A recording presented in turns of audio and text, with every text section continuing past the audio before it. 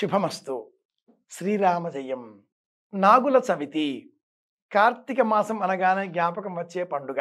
ఈనాటి కాలంలో 2025, 2030 ముందుకు వెళుతున్న కాలంలో కూడా పుట్టలుంటాయా? పుట్టలలో పాములుంటాయా? ఆ పాములకు మనం పాలు పొయ్యాలా? విదేశాలలో పాముల పుట్టలు దొరుకుతాయా? పుట్టలు లేని చోట ఆ పాములను ఎలా పూజించాలి? పాము బొమ్మను పూజిస్తాం మనం. నిజంగా పామే కనిపిస్తే వణికిపోతాం మనం.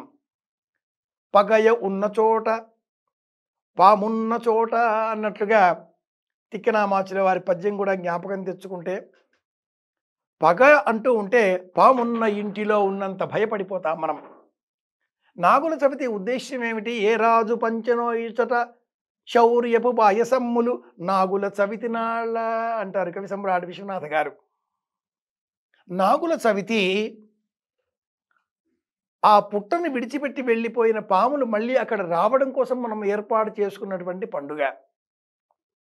శ్రావణ మాసంలో శుక్లపక్షంలో పౌర్ణిమ నాడు లేదా శ్రావణ మాసం శుక్లపక్షం పంచమి నాడు నాగుల పంచమి అన్న పేరిట వ్యవసాయ క్షేత్రాలకు దూరంగా చెట్టు కింద పాలు పోస్తే ఆ పాలు భూమి తడిసిన మట్టి వాసనలకు ఎలుకలు అక్కడికి వస్తాయి. ఎలుకల కోసం వ్యవసాయ క్షేత్రంలో ఉన్న పాములు అక్కడికి వచ్చి చేరతాయి. విశ్వనాథ గారి నవల 1000 పడగలలో ఈ వృత్తాంతాన్ని పరమాద్భుతంగా మనం స్మరించుకోవచ్చు. టికటిక అద్భుతమైన పాత్ర. నాగుల చవితి రోజు ఉపవాసం ఉండి పుట్ట వద్దకు వెళ్ళి పాలు పోసి నువ్వులు లేక బియ్యం వీటితో చేసిన చలిమిడిని అక్కడ ఉంచి కొంత పుట్టమన్ను సేకరించి ఇంటికి తెచ్చి ఇంటిలో పూజాగృహంలో ఆ మట్టితో మళ్ళీ ఒక పుట్ట చేసి ముడులు వెయ్యనటువంటి 5 వరసల దారానికి పసుపు రాచి ఆ పుట్ట పైన ఉంచి తడిసిన ఆ పుట్ట మంటిని కంటి చివరలకు మనం రాచుకొని ఇంట్లో ఉండే పిల్లలందరికీ కూడా అలదాలి. ప్రధాన ద్వారానికి ఇరువైపులా సర్పముల జంటను చిత్రించాలి. అనంతరం ఉపవాస వ్రతాన్ని కొనసాగించి మరుసటి నాడు ముడులు వెయ్యనటువంటి ఆ రక్ష దారాన్ని చిన్నారి బాలబాలికల కుడి చేతికి రక్షగా కట్టాలి.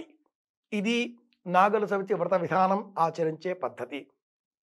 విదేశాలలో ఉన్నవారు మట్టితో ఈ నాగుల చవితిని విదేశాల్లో ఉన్నవారు ఎలా పాటించాలి?